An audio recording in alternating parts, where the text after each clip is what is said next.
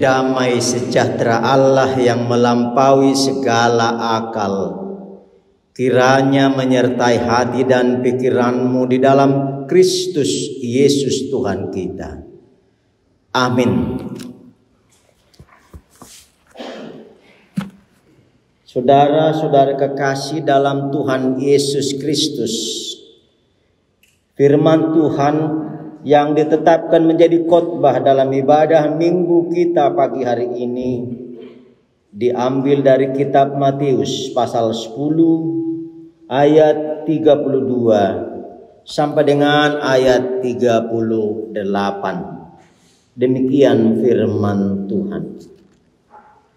Setiap orang yang mengakui aku di depan manusia, aku juga akan mengakuinya di depan Bapakku yang di sorga.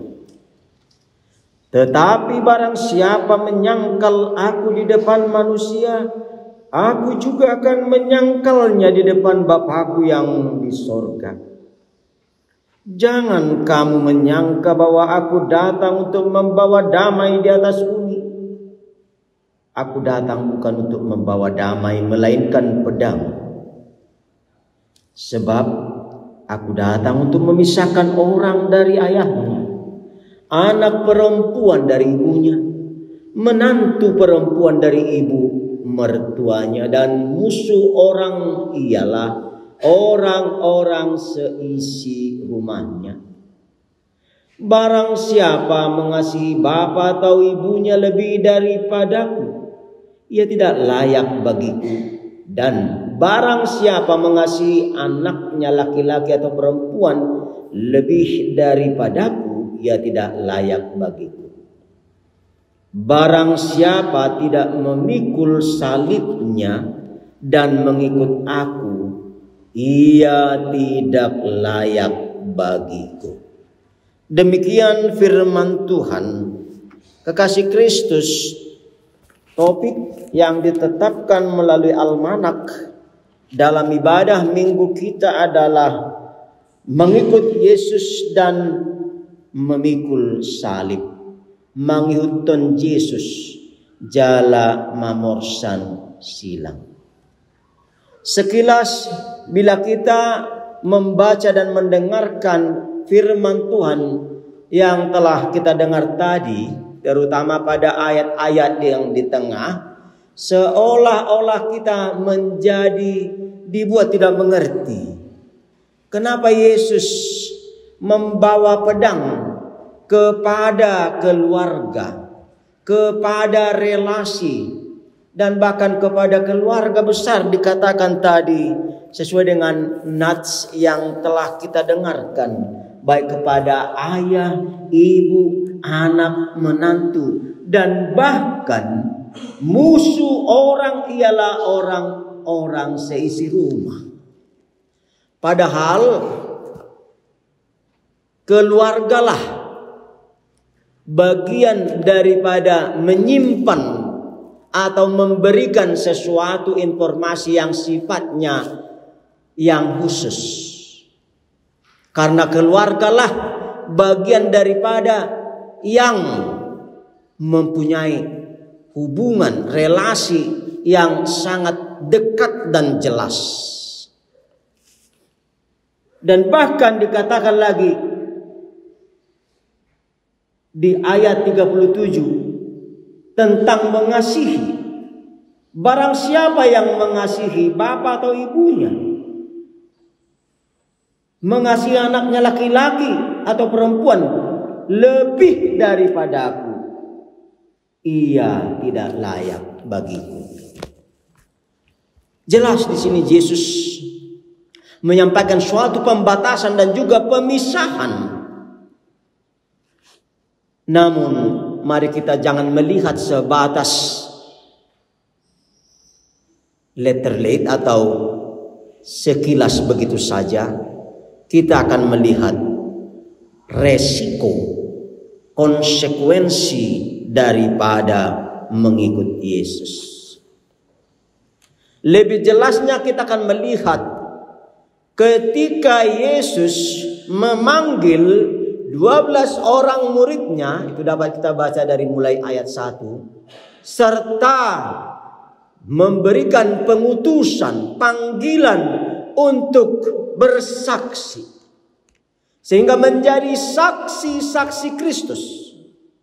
Menjadi murid-murid Yesus. Bukan hanya untuk melihat perbuatan-perbuatan mujizat-mujizat, pelayanan demi pelayanan, dan bahkan untuk menyatakan bahwa aku orang dekat Yesus. Aku sahabat Yesus. Aku keluarga Yesus dan sebagainya. Tetapi resiko, konsekuensi daripada dekat dengan Yesus, maka panggilan Yesus yang memanggil kita adalah untuk menjadi messenger, untuk menjadi utusan, untuk memberitakan sukacita, panggilan pelayanan itu. Kekasih Kristus, jika kita membaca dari ayat keseluruhan, ayat 1 dan seterusnya, ada beberapa peneguhan yang telah disampaikan oleh Yesus. Jadi ketika murid-murid telah menjadi dekat dan menjadi sahabat, relasi yang akrab dengan Yesus, telah terlebih dahulu Yesus mentransfer kuasa melalui roh, melalui persahabatan, melalui kasih, melalui tindakan dan kesaksian. Inilah yang akan engkau lakukan. Sebagaimana dikatakan, perbuatlah seperti yang kulakukan. Ada beberapa kata di sana mengingatkan dan meneguhkan, yaitu dengan perkataan janganlah kamu. Beberapa kali kata janganlah kamu. Artinya di sana kalau kita baca ayat itu, kita memang betul mempunyai ketergantungan kepada makanan. Kita memang perlu ketergantungan kepada relasi sahabat dan sebagainya. Namun ketergantungan yang mutlak adalah kepada Kristus. Karena Kristus telah menjamin segala sesuatunya itu. Baik sandang, pakaian, kepekerjaan, dan hubungan, relasi. Bahkan di tengah pergumulan dan persoalan, Yesus mengatakan, aku besertamu. Dan demikian dikatakan juga pada ayat-ayat beberapa daripada nats itu, yaitu dengan sebutan waspadalah. Meneguhkan murid-murid pada saat itu berarti ada cengkraman, ada masalah, dan bahkan ada jebakan, sehingga mereka harus siaga. Untuk itulah Yesus mengatakan, jangan kamu takut, jangan kamu khawatir. Di dalam penelitian, perkataan jangan takut dalam Alkitab dikatakan ada sebanyak kurang lebih 365 kali. Sehingga kita membandingkan kata jangan takut dalam hari-hari hidup kita, karena 1 tahun 365 hari, maka sebetulnya Yesus telah meneguhkan kita, mengingatkan dan menguatkan kita dengan perkataan setiap hari. Jika kita bagi itu perkataan jangan takut, sehingga setiap hari Yesus berkata kepada kita, don't be afraid. Jangan takut. Unako mabiar. Inilah peneguhan yang disampaikan oleh Yesus kepada murid-muridnya. Dan bahkan dikatakan pada ayat-ayat tersebut lagi, mereka diberikan kuasa. Apakah kuasa itu? Yaitu roh yang meneguhkan, roh yang memampukan, roh yang membimbing, roh yang menguatkan, dan roh yang menyertai. Sebagaimana dalam Matius 28 ayat 20 itu diteguhkan, aku akan menyertai kamu sampai kepada akhir zaman.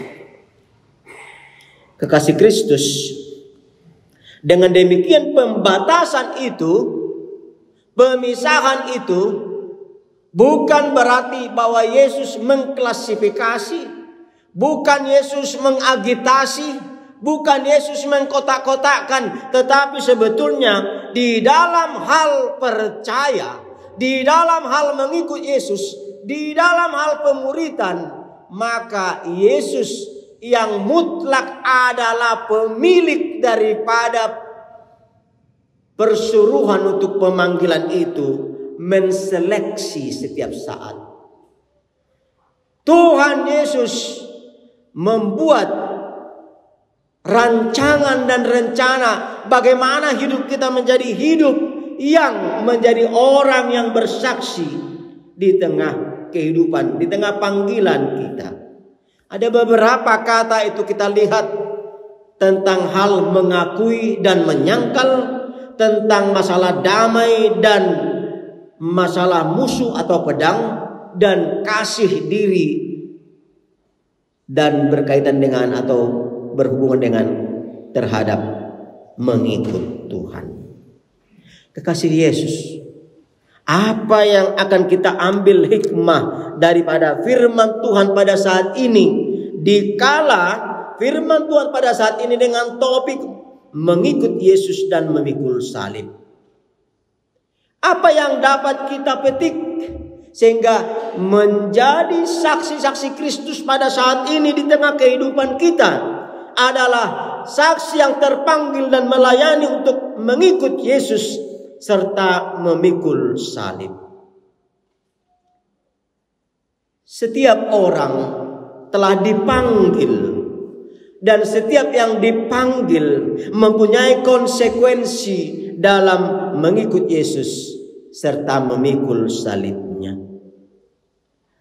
Kata mengikut mengingatkan kita kepada kesediaan, readiness, serta kesetiaan, loyalty, karena tujuan iman. Sehingga konsekuensi mengikut berkaitan dengan adanya penyerahan diri, adanya kesediaan, adanya kemauan untuk datang kepada Yesus. Dan demikian juga kata memikul itu berkaitan dengan kemauan dan kemampuan, karena diberikan semangat, diberikan kekuatan, diberikan kemampuan untuk bersama dengan Kristus oleh peneguhan iman. Dengan demikian hati yang dituntun dan dimampukan bersama Kristus. Itulah yang kita lihat dari kata topik itu, mengikut Yesus dan memikul salib. Namun lebih jauh kita akan melihat di sini, menerima hidup dan pertolongan kendati dalam pergumulan, sebagaimana ayat-ayat yang berkaitan dengan menyangkal, memikul dan mengikut Yesus. Untuk itu mari kita bertanya dalam hati kita pada saat ini,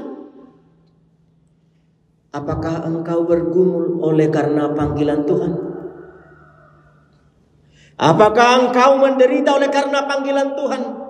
Apakah engkau disesah, difitnah, dihina, dimaki oleh karena panggilan Tuhan? Jika ya, maka kita mengatakan kepada sesama kita di sini, selamat bergumul. Selamat bergumul. Apa artinya selamat bergumul?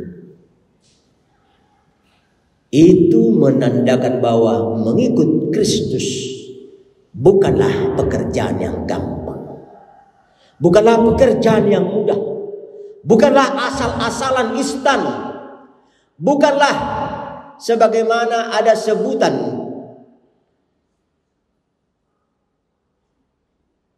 daripada seorang ahli pakar, saya lupa namanya, tetapi dia mengatakan demikian. Ada 3 cara di dalam kesetiaan. Yang pertama, berpindah. Yang kedua, sementara, camper. Yang pertama tadi quick, bertukar kalau memang tidak cocok. Yang kedua, singgah dulu sebentar, camp. Kalau tidak senang, kemudian pindahkan. Tapi yang ketiga adalah hike, mendaki. Mengikut Kristus diingatkan dalam hal firman Tuhan yang telah kita dengarkan, bukanlah hal yang mudah, quick, cepat, gampang. Tetapi mengikut Kristus adalah kesediaan, ketabahan dan kemampuan untuk dapat melihat perjalanan bersama dengan Tuhan adalah perjalanan untuk mencapai tujuan. Mengikut Kristus bukan untuk berkemah atau camp. Di sini senang, di sana senang. Kalau saya senang di sini, saya di sini. Kalau saya tidak senang, saya pindah ke sana. Mengikut Kristus adalah kesediaan dan kesetiaan apapun resiko. Sebagaimana nyanyian, saya mau ikut Yesus meskipun saya susah menderita dalam dunia. Saya mau ikut Yesus sampai selama-lamanya. Itulah yang dinyatakan oleh bagian yang ketiga. Hike, mendaki, menggapai, meraih. Begitu jalan yang sulit, yang terjauh, yang susah. Namun ketika hiker itu, pendaki itu telah melewati dan melihat ke belakang perjalanan apa yang telah dilakukan, maka dia mengatakan, bagaimana saya sanggup melakukan ini? Impossible. Tidak mungkin saya dapat melewati curamnya, terjalnya tebing ini. Tetapi saya mampu, saya sanggup. Bagaimana saya mungkin? Inilah jawaban.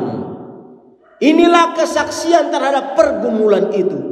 Karena dia tidak bersama dirinya sendiri. Karena dia disertai bersama dengan iman, dengan semangat, dengan pengharapan, dengan talenta, dengan kemampuan, dengan skillnya.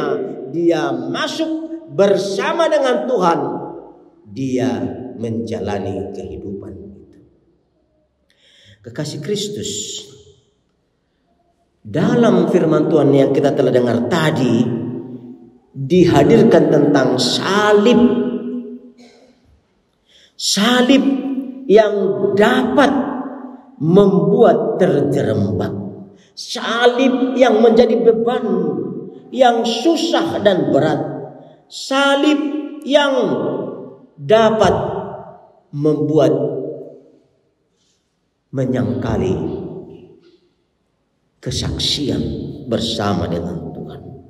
Mari kita melihat saudara-saudara dalam Yesus Kristus. Ketika kita di dalam perjalanan kehidupan atau menerima hidup, di dalam melakukan perjalanan itu, adakah kita menerima sesuatu jawaban sebagaimana tadi hiker tadi, pendaki tadi? Bagaimana saya mungkin melakukan itu?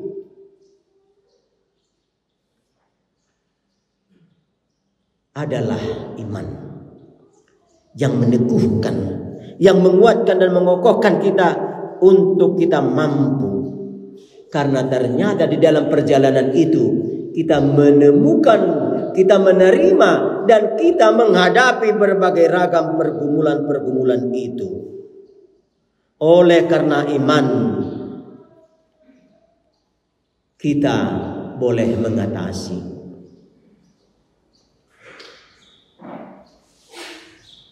Apakah terjadi pemisahan-pemisahan, pembatasan-pembatasan di tengah kehidupan sebagaimana dinyatakan tadi?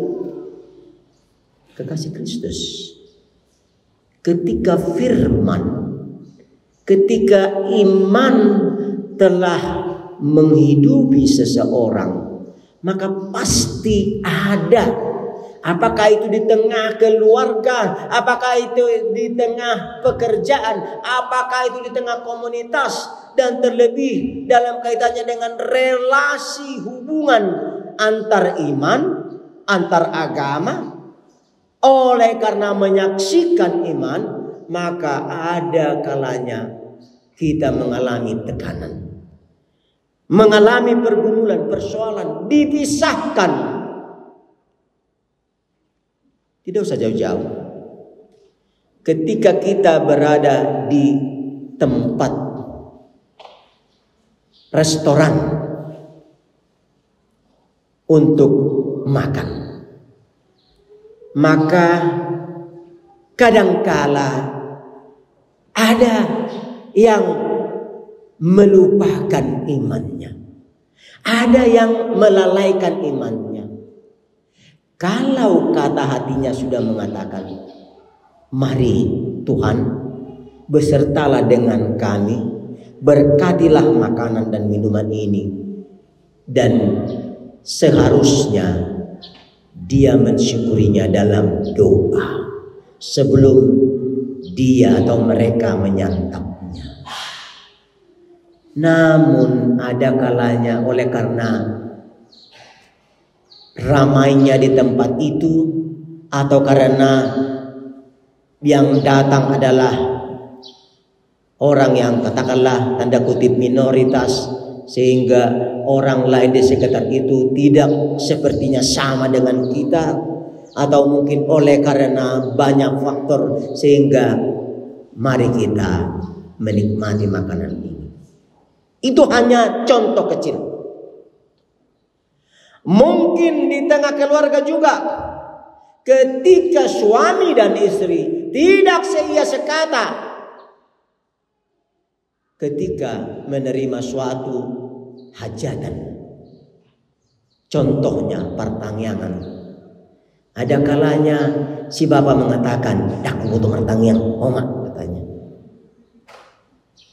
Ada kalanya oleh karena kesibukan dan sebagainya mungkin meninggalkan, walaupun sebetulnya boleh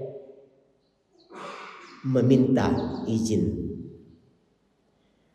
Dan beberapa contoh-contoh yang lain di tengah pekerjaan, di tengah komunitas yang dapat membuat kita melalaikan, melupakan iman, percaya kita. Inilah yang dikatakan oleh firman Tuhan pada saat ini. Yesus datang membawa pedang. Yesus datang membawa pemisahan. Mari kita baca tadi ketika kita mendengarkan dari epistel, bagaimana pelayanan yang tidak terkenal, unpopular daripada Yeremia. Dia disesat, dia dianiaya, dia difitnah, dan bahkan dia dipenjara oleh karena menyaksikan firman dan perbuatan Tuhan. Namun ketika dia mau meninggalkan itu, mau keluar dari situ, dia tidak sanggup, dia tidak mampu, karena kata hatinya, sunedesis panggorani roha, kata hatinya tetap senantiasa diamudihon, dikendalikan oleh Tuhan. Sehingga diajak dalam firman Tuhan pada saat ini, bagaimana supaya hati kita, hidup kita, iman percaya kita senantiasa diamudihon, diparmahani. Mari kita seperti Yeremia. Yeremia membukakan hatinya, membukakan pikirannya, membukakan hidupnya, kendati di dalam pergumulan, namun dia melihat dia tidak sanggup melupakan Tuhan. Dia mau dan mampu hidup di dalam pergumulan itu karena ada jaminan, ada jawaban daripada Tuhan. Tuhan memampukan. Karena itu firman Tuhan pada saat ini mengajak kita untuk berjuang dalam iman. Oleh karena memikul salib Tuhan. Apakah salib Tuhan di tengah kehidupan kita sekarang itu boleh berupa badai-badai, persoalan-persoalan, masalah-masalah yang boleh terjadi secara tersengaja atau tidak disengaja. Boleh terjadi oleh karena kekurangan kelalaian kita. Boleh terjadi oleh karena ketersinggungan. Boleh terjadi oleh karena salah paham dan sebagainya. Apakah itu di tengah keluarga, apakah itu di tengah pekerjaan, apakah itu di tengah komunitas, itu boleh terjadi. Namun panggilan Tuhan mengajak dan meneguhkan kita ketika kita mengikut Yesus. Maka pikullah salibmu. Hidupilah panggilanmu. Hidupilah penyertaan Tuhan yang senantiasa meneguhkan. Stand fast. Berdirilah teguh dan jangan goyah. Kasih Kristus, kenapa kita harus berdiri teguh? Ini yang telah dinyatakan juga dalam epistel tadi. Jawabannya adalah Yesus telah terlebih dahulu membayar utangmu, utang kita. Yesus telah lebih dahulu memperdamaikan kita dengan Allah. Yesus telah terlebih dahulu memberikan jaminan, dan bahkan Yesus telah mengangkat kita menjadi anak, menjadi kekasihnya, menjadi sahabatnya. Karena itu kita telah bersamanya. Inilah bagian daripada peneguhan orang percaya yang mengikut Yesus dan memikul salib. Ada 5 kata. Yang pertama, engkau telah diadopsi, adopted. Oleh karena keselamatan daripada yang Yesus lakukan, kematian telah digantikan menjadi kehidupan. Maut telah digantikan menjadi kehidupan. Kita telah diangkat daripada kematian dan dijadikan menjadi anak. Kita telah diadopsi oleh karena kasih-Nya. Yang kedua, kita telah diurapinya, anoint. Kita telah diminyaki sebagaimana Daud telah diminyaki, diurapi. Dengan pengurapan itu roh Tuhan ada padanya. Kita telah dibaptis, dan baptisan itu meneguhkan kita bahwa kita telah diurapi, telah diangkat menjadi yang diberkati. Roh Tuhan memampukan kita untuk menjalani kehidupan itu. Yang ketiga, Dia tinggal bersama dengan kita. Abide. Sebagaimana nyanyian, tinggal sertaku, kawanku kudus. Penyertaan Tuhan melalui rohnya menuntun kita, mengarahkan kita, mengingatkan kita. Firman-Mu pelita bagi kakiku dan tongkat bagi jalanku. Firman itu adalah roh yang bersemayam dalam kehidupan kita, meneguhkan kita, memampukan kita, mengokohkan kita. Sehingga ketika kita lemah, ketika kita lelah, ketika kita tak berdaya, berbeban berat, ku datang kepada Yesus. Dia tinggal beserta dengan kita. Dan yang keempat adalah kita menerima jaminan. Ku berbahagia, asuransi, jaminan dan penyertaan Tuhan. Dan itu adalah komitmen Yesus ketika dia terangkat ke surga dengan mengatakan, aku menyertai kamu sampai kepada akhir zaman. Ini terjadi kepada setiap orang percaya karena ke dalam hati orang percaya itu Roh Tuhan hadir, Roh Tuhan ada, Roh Tuhan berkarya, Roh Tuhan memampukan dia untuk berharap, percaya apapun yang menimpamu, Tuhan menjagamu. Lalu yang kelima,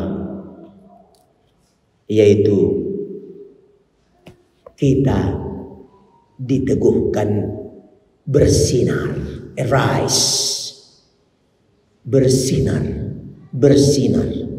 Itulah kehendak Yesus. Dan inilah panggilan kepada kita saat ini. Ketika kita dipanggil mengikut Yesus, memikul salib adalah bagian daripada sinar terang. Karena kita telah dipakaikan dengan Roh Tuhan untuk menyatakan panggilan yang telah kita terima.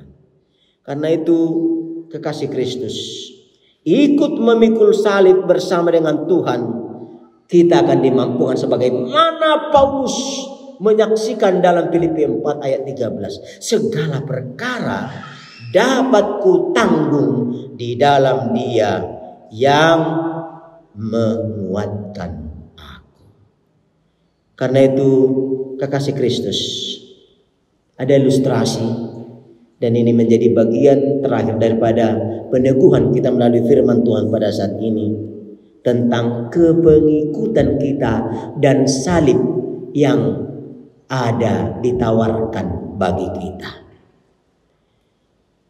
Dikatakan ada 3 orang yang menerima untuk memikul salibnya. 3 orang itu diberikan salib yang sama, panjang, lebar, dan tinggi dan beratnya. Lalu mereka memulai perjalanan itu. Tidak dikatakan berapa jauh, berapa lama, berapa kilometer. Tetapi setiap orang harus membawa salib itu, memikul salib itu, mempertahankannya sehingga menjadi bagian daripada keselamatannya. Mereka bertiga sama-sama berangkat. Namun di sepertiga daripada jalan itu, orang yang pertama kemudian berkata setelah dalam perjalanannya dia menggerutu, betapa beratnya salib ini. Entah apa yang akan kucapai, kuraih di depanku, dan aku pun tidak tahu berapa lama, berapa panjang perjalanan ini. Sehingga aku telah mengalami luka, mengalami sakit, mengalami beban oleh karena memikul salib ini. Maka pada saat ini aku akan melepaskan salib ini sehingga aku dapat berjalan dengan tenang, berjalan dengan pasti menuju tujuan itu. Lalu dia melepaskan, meninggalkan salib itu dan berjalan lebih santai dan kontai karena tidak ada lagi beban baginya. Lalu yang kedua lewat dari setengah jalan dia mulai menggerutu juga. Dan akhirnya dia sampai kepada kesimpulan, telah kujalani jalan ini, tetapi tidak kutemukan di mana tujuan itu. Dia mulai menjadi ragu, sangsi akan tujuan itu. Benarkah itu? Betulkah itu? Apakah itu hanya utopia, angan-angan? Apakah itu hanya untuk membujuk atau untuk menyenangkan? Karena dia sudah dipenuhi dengan rasa kesesakan hatinya, menimbulkan kekecewaan, menimbulkan sakit hati, maka dia juga menghempaskan salib itu di 2/3 daripada jalan itu. Dan dia bersyukur, aku tidak mempunyai beban lagi dan aku sudah merasa santai sekarang dalam menjalani jalan ini sampai ke tujuan nanti. Namun orang yang ketiga tetap tabah, tekun, sabar berjalan karena dia mempunyai komitmen. Kalau aku diserahkan tugas ini untuk memikul beban ini, salib ini, maka pasti ada pesan, pasti ada makna daripada apa yang kuterima ini. Jadi ini bukan hanya sebatas ujian semata, tetapi ini adalah panggilan, ini adalah persuruhan, ini adalah komitmen. Ini adalah sesuatu yang membawa ke dalam perubahan di tengah hidupku. Kendati beban yang berat, mungkin sudah mengalami luka lecet oleh karena memikul beban yang berat itu, yaitu salib itu. Namun dia tetap bertahan sampai akhir karena komitmennya. Iman percayanya mengatakan, segala perkara dapat kutanggung di dalam Dia yang menguatkan aku. Dan berjalanlah sampai ke tujuan. Tentu orang pertama tadi sudah sampai ke tujuan, namun betapa dia terpelongo, termangu, terbodoh, karena dia tidak dapat berbuat apa-apa. Satu benda pun dia tidak punya. Sementara dia harus melewati sebuah jurang yang dalam, tidak terlalu lebar, tetapi dia tidak dapat berbuat apa-apa lagi. Dia menyesal. Lalu yang kedua, sampai dan sempat mentertawai orang yang pertama. Dia berpikir, aku membawa salibku, engkau tidak, maka kau tidak akan mendapat bagian. Akan tetapi ketika dia menempatkan salib itu yang menjadi titian untuk mencapai ke seberang, alangkah kecewanya dia. Karena seberapa panjang yang dipotongnya kayu itu, maka selebar itulah kurang salibnya itu untuk mencapai ke tujuan ke seberang. Dia lebih sakit hati dan kecewa lagi. Seperti orang Batak, out sugari, seandainya. Namun apa yang mau dikata, dia tidak dapat juga. Dia kecewa. Namun ketika orang ketiga setelah sampai di tujuan itu, maka dia dapat melepaskan beban itu dan menempatkan salib itu, tiang salib itu ke seberang dan pas. Akhirnya dia berjalan dengan titian salib itu dan menyeberang, serta mengambil salib itu kembali untuk menunjukkan kepada yang mengutus bahwa dia telah menyelesaikan tugasnya. Kekasih Kristus, apa yang dapat kita ambil hikmah daripada perjalanan Tiga orang itu yang juga menjadi perjalanan kita. Mari kita dalam mengikut Yesus, mari kita percaya, mari kita menjalani, mari kita beriman. Karena ketika Tuhan menyampaikan pesan kepada kita saat ini untuk menjadi saksi, maka pesan itu adalah bagian upah kita. Upahmu besar di surga. Upah yang diterima oleh setiap yang menjalani dan yang memenangkannya. Namo nangido, namu semangaton, parbueni, hau hanguluani. Amin.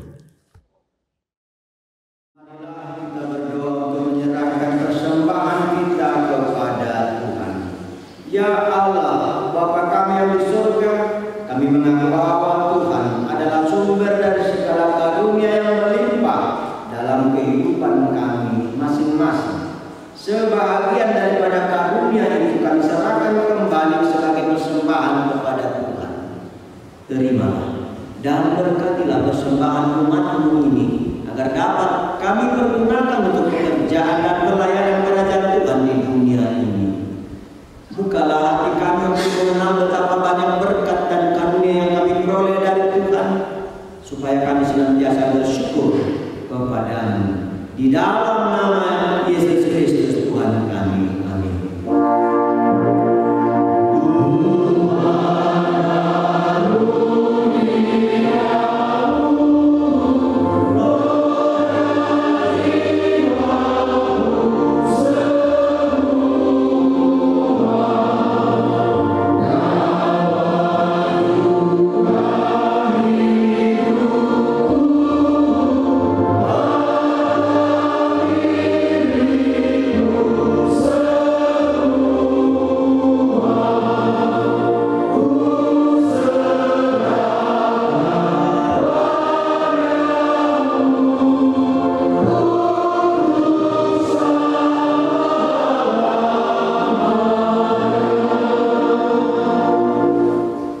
Bapa kami yang di surga, dikuduskanlah nama-Mu. Datanglah kerajaan-Mu, jadilah kehendak-Mu di bumi seperti di surga. Berikanlah kami pada hari ini makanan kami yang secukupnya, dan ampunilah kami akan kesalahan kami seperti kami juga telah mengampuni orang yang bersalah kepada kami. Dan janganlah membawa kami ke dalam percobaan, tetapi lepaskanlah kami daripada yang jahat.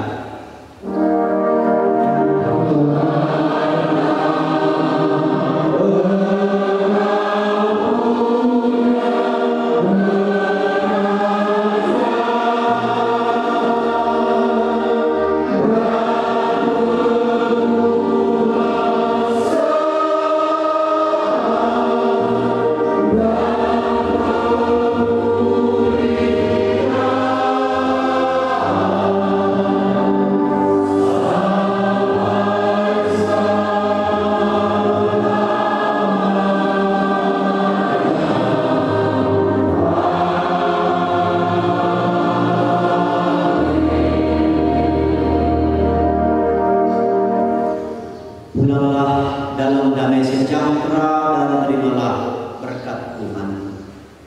Tuhan memberkati engkau dan melindungi engkau. Tuhan menyinarkan